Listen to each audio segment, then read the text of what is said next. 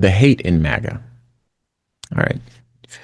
Um, you know what I'll do? I'll start this off how I should start it off. So there is a creator. His name is Khalil Green at Khalil.green. If you want to check him out, please give him a follow. This is his content we're going to share with you. Again, at Khalil.green. And I will explain why this was significant to me in just a second. And I'm going to get Q's response. And I think it'll be really special. So here in his own words is Khalil.green. So, I haven't really heard anyone say this, but the callous memes and jokes about Charlie Kirk's murder are a direct byproduct of the Didn't Do Nothing era. And if you don't know what Didn't Do Nothing means, then you need to watch this video. And if you do, you should stay because a lot of this will resonate with you. So let's rewind to the early 2010s. Imagine you come home, you turn on the news, and you hear about Trayvon Martin, who was a 17-year-old that was shot and killed by a vigilante while holding a bag of Skittles. Or you see the footage of 12-year-old Tamir Rice, who was shot and killed by police while holding a toy gun. Or Eric Garner being choked to death while saying that he couldn't breathe. Or Sandra Bland, who was wrongfully arrested and later found dead in jail. For many of you who were adults at the time, the tragedy and horror, as terrible as it was, pretty much ended there with the killings themselves and reconciling the injustice that happened. But the rest of us, Gen Z and millennials, who were mostly children at the time, the killings were just where the trauma began. Because that's when the internet exploded with the most shocking and vile memes and jokes about these people who had just died. And the Didn't Do Nothing meme was practically the face of this era. It was a ignorant and purposely fake African American English way of saying he didn't do anything, as a way for online trolls and racists to mock grieving black families who claim that their loved ones were unarmed and undeserving of death. But make no mistake, it was not just this one meme. There was actually a whole ecosystem of cruel and edgy content that was meant to desensitize people and normalize making fun of black people dying. For example, this was a trend called Trayvoning, where white teenagers would dress up in a hoodie and lie face down with Skittles and a can of soda to mock the way in which Trayvon Martin's dead body was found. And more recently, we had the George Floyd challenge, which is pretty self-explanatory. This sort of online cruelty was foundational for the alt-right pipeline, with no regard for the families of the victims of police violence and little regard for the facts. And this dehumanizing content was born in the dark corners of websites like Reddit and 4chan, but what started out as edgy jokes in those places spilled over into YouTube comments, Facebook threads, and eventually mainstream conservative discourse.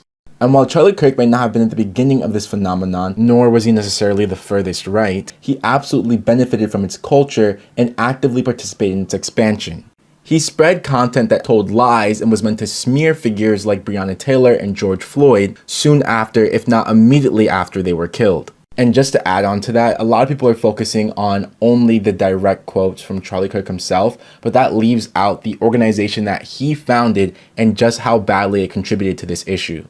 Now, back then until now, many activists have said the solution is to teach people about why it's wrong to dehumanize others and implement stronger and smarter content moderation against hate speech. Instead, right-wing voices and Silicon Valley executives called that woke and just tore down all the rules. Of course, this made things worse and fueled even worse radicalization.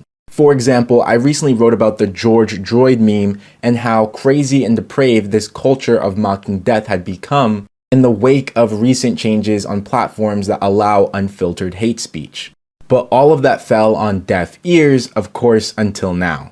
But I want to make something very clear. It is definitive that this morbid internet culture originates on the right. More specifically, the meme lords of 4chan and Reddit, the politicians and public figures that normalized and emboldened them, and the social media companies that make money by fanning the flames of all of this. And that has radicalized and desensitized both sides of the political spectrum. And we tried to warn you before it backfired. But that's all I can fit in this video. If you want my full essay on the topic, go to my Substack at historycan'thide.com. Or if you're on Instagram, just comment the word newsletter below to be DM'd a link. So, again, that's at Khalil.green. If you want to, see the images, because obviously we can't show you the images if you're listening on radio. But those Didn't Do Nothing memes and the George Droid memes and all that sort of stuff and all the racist language and obviously the profane, content, it hits different when you actually see what he's talking about, right? The George Floyd challenge, for instance, is a challenge where, white kids would kneel on the neck of another kid and, hashtag George Floyd challenge. Um, so when I saw this, and I knew that there was parts of the internet that I was unfamiliar with, right? We have to peek around in, far right circles. More me than Q. Just to kind of bear in mind what it is they're talking about, what it is they're complaining about, just so we give our listeners what they need to challenge narratives that might be developing on the right and the far right. But, because we only peek around over there, we have to preserve our own mental well-being. We miss some things. We're not over there constantly, right? So this didn't do nothing, which is another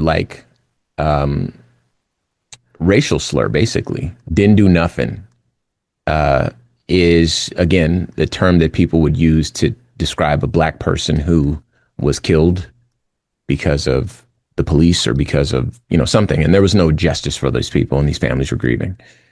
One of the things that I'd done historically on both of our shows is I tried to leave a lot of grace, and I will still continue to do that, to leave a lot of grace for people who realize that they're wrong, who realize that they were participating in hateful behaviors.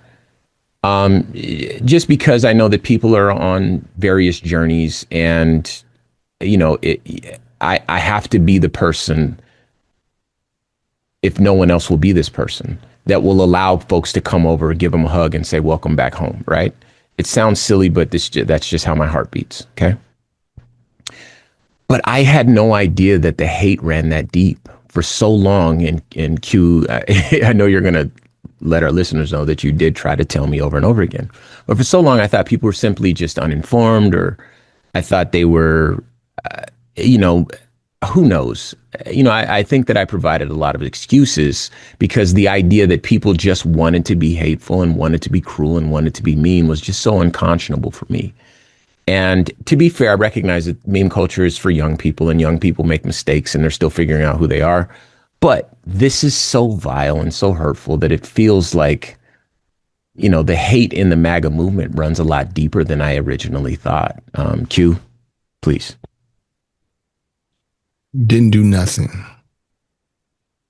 What you have to take into consideration is that that's making fun of the loved ones of those fallen, not the fallen. It's insulting to the fallen, but it's making fun of the idea, right? You and I, he didn't do nothing. Yeah. Like it's poking fun at those of us who are hurt and offended and grieving and mourning. They're insulting. They're not honoring the dead, but they're like pointing and laughing at us, like na na na na, like, oh yeah, he didn't do nothing.